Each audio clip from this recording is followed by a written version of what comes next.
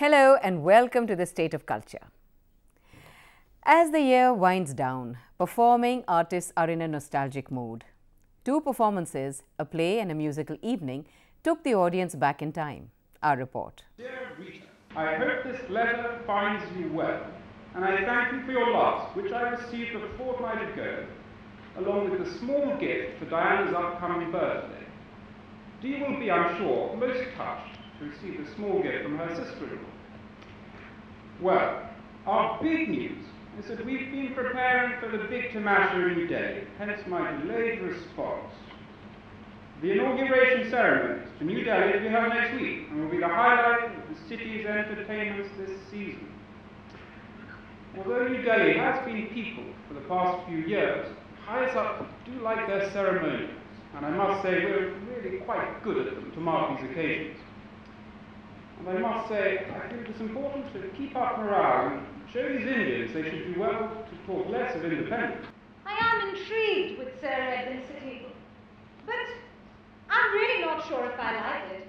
At least the old city bears the mark of a metropolis with its crowds of people, houses, bazaars. The other day, I walked almost a mile in the new city and saw not a single man, woman or child. It's lucky I didn't need to ask for directions. My life, you wouldn't recognize it, currently consists of endless picnics and parties, dashing young men, beautiful automobiles. Amusing for a while, but I don't know how much more I can manage. Dee promises me that we haven't even reached the height of the seasons yet, when things get even more frantic. I think the play was really relevant to Delhiites as well as to the time that we are in now. And I think especially for Delhiites it's really relevant because it shows us a history of how we got here, how, you know, there's this class structure in Delhi, there's frivolity, there's endless partying and socializing despite everything else that's going on in the world. We are kept quite occupied socially. There is the Gymkhana Club. I hear that the New Year's Eve ball is very good, although I am not yet fortunate enough to have received an invitation. I am myself a member of the Roshnara Club. And the entertainments there are very nice, and dare I say it, quite on par with those at the Gymkhana. Glittering Decades is a most unusual play, one of the only plays that I've worked in which has this kind of format, where there are four characters who are mainly reading out letters they have written to another character living in England. And the sequence of events comes out through these letters. The characters don't ever actually interact with each other. And that's another challenge in a play in which you're on stage all the time, but you don't really interact with your fellow actors.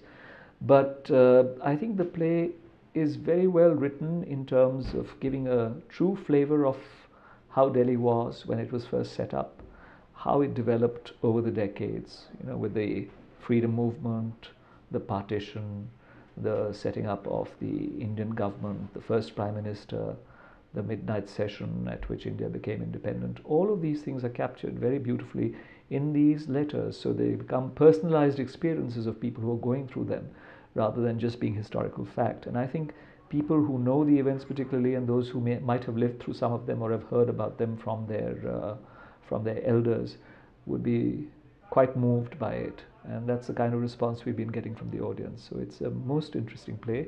And I think what was very interesting was also to research the time, to get the costumes right, to get the spectacles right, the hairstyles, everything. And of course the language also, because language was spoken in a different way in those days. And to try and speak in that way, which is in consonance with the way in which, say, Jinnah or Nehru used to speak, that was a great challenge as an actor and very, very interesting to do. I yearn to meet someone whose life isn't a revolving door of tennis parties and bridge evenings and picnics. Someone who can show me the real India, although Cousin Aubrey seems quite convinced I'm right in the thick of it. I understand that our current task is to be allocated to an Indian couple, the singers. ICS, of course, but I must confess I'm not happy with this turn of events. And I'm sorry that the house will be going to an Indian. I'm sure it will mean the garden will go to pot, and he will almost certainly graze his cows on the lawn. So they will certainly finish off the cancer.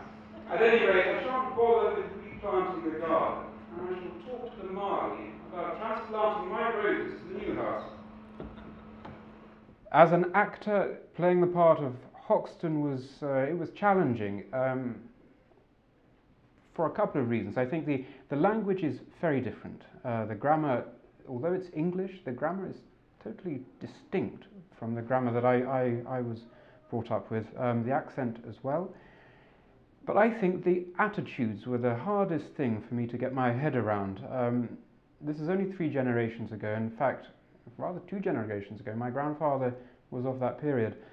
But times have changed so much that it's hard as a modern Brit to get your head around what an empire builder, colonialist, was thinking. And some of the things that Hoxton says, I felt uncomfortable with, to be honest.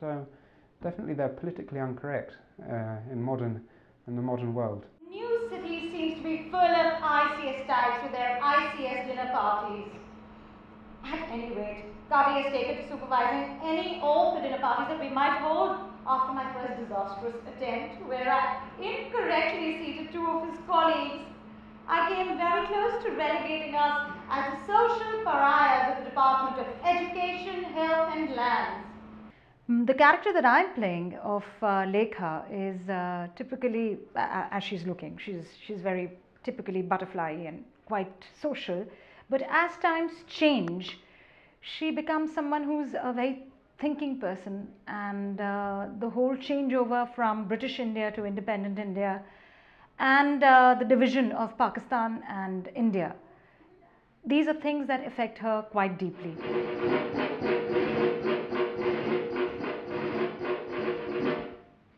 How can I describe the atmosphere here in Delhi? There is still a sense of unreality about it all. Uneducated India, the teeming mass, goes on just the same, probably hardly conscious at all that anything unusual has happened. Educated India is more nervous. They realize they are skating on thin ice and are not openly hostile. Daily life doesn't seem to have changed much since I was here last.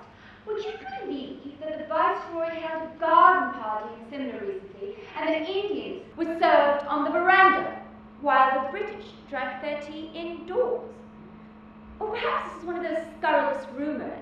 I'm sure Cousin Aubrey would rate this as typical Congress propaganda. Ah, so your cousin did tell you about the notorious incident at the Viceregal Lodge. Kavi and I were unsure whether to laugh or cry when we heard, and really, I know how snobbish this sounds, but your countrymen, even the ones who've been here the longest, I'm afraid we don't have anything in common with them. they're not interested in the future of India, but they seem to exist in a state of suspended animation in which Britannia still continues to rule the waves. Even after all these years of dinner parties and tennis fours, our conversation continues to be confined to gardening and the weather. My friend Shaista is a Muslim leaguer and has promised to introduce Anne to Mr. Jinnah. And I do think he's the handsomest man I have ever seen. Though I was warned not to say anything quite so frivolous to him, as if I would. At any rate, I do wonder how Shaista and Lekha are such friends, with her being a leaguer and Lekha's family being ardent Congress swallows. Kavi was a little concerned about my guest list, what with ICS types rubbing shoulders with politicians and whatnot. It was quite the revolutionary thing in New Delhi circles, Lekha's fork lunch, and dare I say it, even a little bit democratic. Some of us, my dear Miss Hoxton, simply want to make the choice for self-government rather than being forced to choose a side or an identity. We ICS types are above petty politics after all, or at least least that was what we were taught. And that was what many of us believed. Was.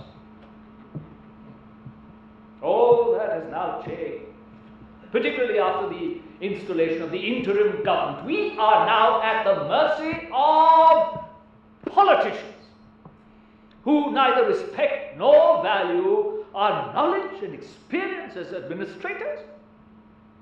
I cannot but fear for the future of the service. I'm playing the part of an ICS officer, an Indian ICS officer, at the time when Indians started coming into the ICS along with their British colleagues.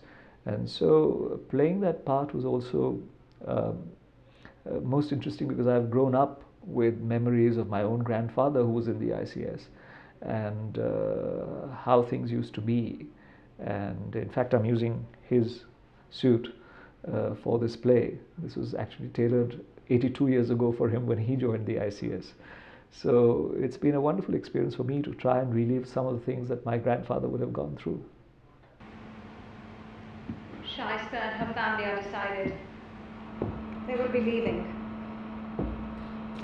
on special train reserved for the staff of the government of Pakistan. Well, now that the decision has been made, she is beside herself with excitement. For new beginnings, she says. And I know that dignity is generally a characteristic attributed to Mr. Jinnah. But now that he has his Pakistan, it seems that he has set much of his dignity aside, particularly where the Viceroy is concerned. I hear they do not get old, and that Mr. Jinnah spends a great deal of his time and energy deliberately rubbing him up the wrong way, and this is not well done of him. According to Kavi, he's raised all sorts of difficulties about the degree of precedence that should be accorded to Lord Mountbatten in Karachi at the 14th August ceremonies. His Excellency eventually put his foot down, saying that he was still King's representative until the handover, and as such, all the requisite niceties should be observed. Mr. Jinnah was quite put out.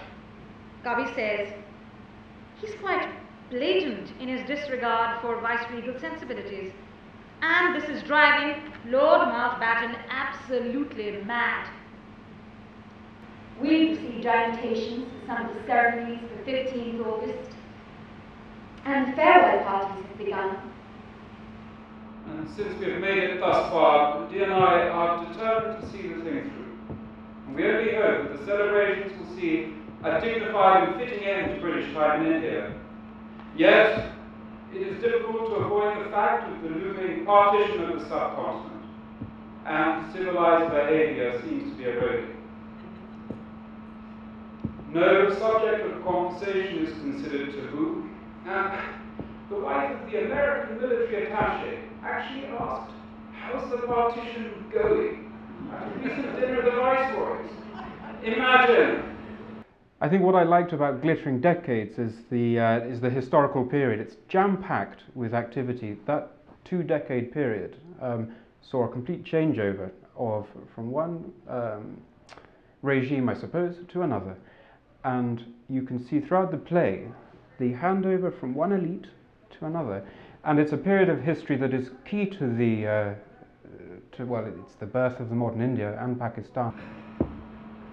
We seem to be caught in an endless round of farewell parties for friends and acquaintances who are either returning to England or moving on to Pakistan.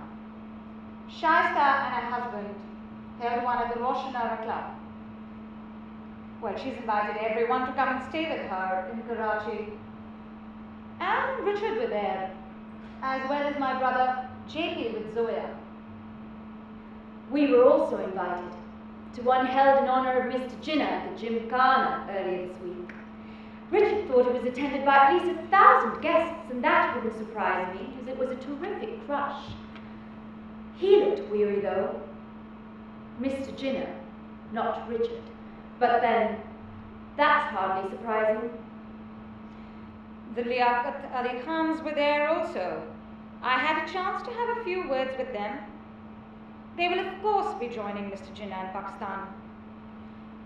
I shall miss them. I shall miss their parties. Long years ago, we made a tryst with destiny, and now the time comes when we shall redeem our pledge, not only or in full measure, but very substantially.